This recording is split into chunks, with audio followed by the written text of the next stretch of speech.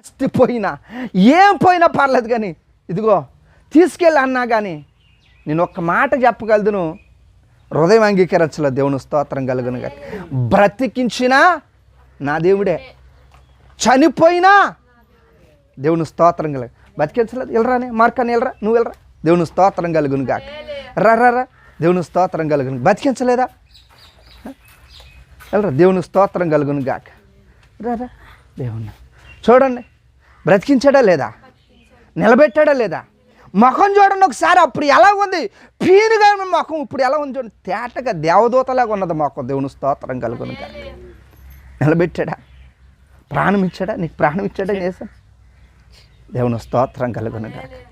జనులు అనుకున్నట్లు ఆయన విడిచిపెట్టడం, జనులు చెప్పుకున్నట్టు నిన్ను వదిలేయడం.